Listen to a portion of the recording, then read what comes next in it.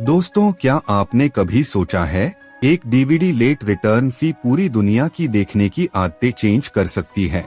1997 में कैलिफोर्निया के दो दोस्तों ने, रीड हेस्टिंग्स और मार्क रैंडोल्फ ने नेटफ्लिक्स शुरू किया, सिर्फ ये सोचकर कि डीवीडी घर तक भेजेंगे।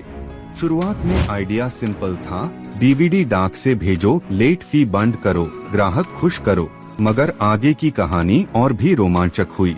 साल 2000 आते आते उनके पास 3 लाख सब्सक्राइबर हो गए और हर हफ्ते वो डीवीडी भेजी जा रही थी। लेकिन ब्लॉकबस्टर जैसी बड़ी कंपनियां उस वक्त नेटफ्लिक्स को बस मजाक समझती थीं। एक वक्त ऐसा आया जब नेटफ्लिक्स ने ब्लॉकबस्टर को खरीदने का ऑफर दिया, सिर्फ $50 मिलियन में, और ब्लॉकबस्टर ने मना कर दिया। बस यहीं से शुरू हुई नेटफ्लिक्स की कमबैक यात्रा। हेस्टिंग्स ने तय किया, अब वो इंटरनेट की शक्ति का उपयोग करेंगे। 2007 में नेटफ्लिक्स ने स्ट्रीमिंग शुरू की। अब किसी को इंतजार नहीं, एंटरटेनमेंट तुरंत मिलेगा। असल गेम चेंज तब हुआ जब उनका रिकमेंडेशन सिस्टम आया। एल्गोरिदम ने यूजर के मन को पढ़ना शुरू कर दिया। एक फन फैक्ट, नेटफ्लिक्स का 80% कंटेंट यूजर को रिकमेंडेशंस से ही मिलता है, ना कि सर्च से।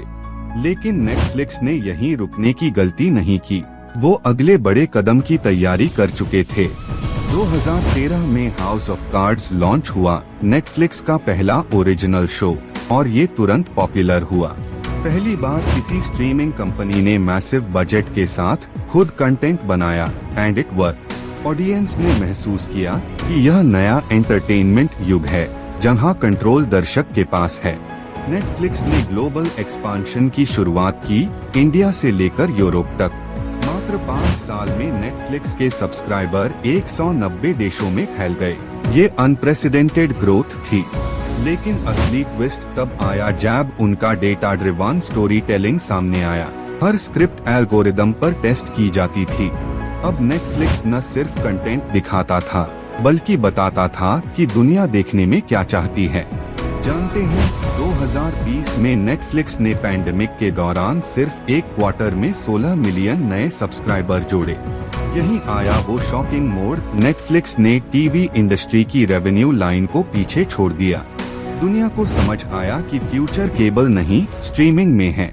नेटफ्लिक्स के पास डेटा का ओशन था, और वो हर डेटा को स्टोरी में बदल रहा था। हर व्यूअर को क्यूरेटेड एक्सपीरियंस देना, यही उनकी सबसे बड़ी ताकत थी।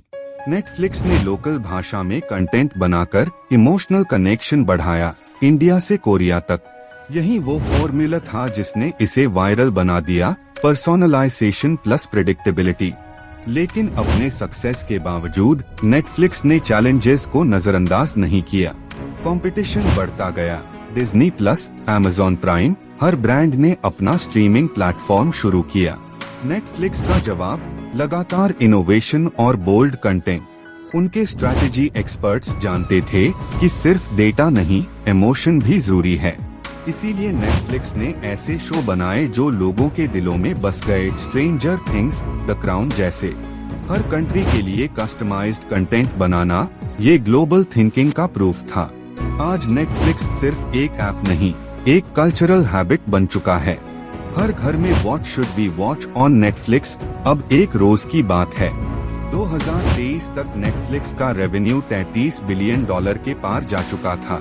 ये आंकड़ा सब कुछ कहता है, लेकिन अंदर की कहानी कुछ और कहती है। नेटफ्लिक्स अभी भी सीख रहा है, इवॉल्व किया रहा है, यूजर बिहेवियर बदल रहा है, और नेटफ्लिक्स इस चेंज को हर दिन पढ़ रहा है।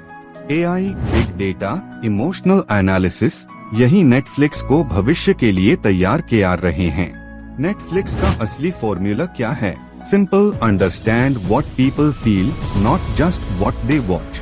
उसने हमें दिखाया कि सक्सेस का रास्ता सिर्फ टेक्नोलॉजी नहीं, एम्पैथी से भी गुजरता है। इतनी बड़ी कंपनी होते हुए भी नेटफ्लिक्स हमारे भावनाओं से जुड़ा ब्रांड बना हुआ है। नेटफ्लिक्स का सबसे बड़ा सबक, समय के साथ बदलना हमारे लिए भी जरूरी है। दोस्तों, नेटफ्लिक्स की कहानी ये सिखाती है कि इनोवेशन तब बोर्न होता है जब कोई रिस्क लेने की हिम्मत करे। आज वो डीवीडी का छोटा बिजनेस नहीं, एक ग्लोबल मूवमेंट बन चुका है। नेटफ्लिक्स की सक्सेस फॉर्मूला ये नहीं कि उसने ट्रेंड फॉलो किया, बल्कि ट्रेंड क्रिएट किया।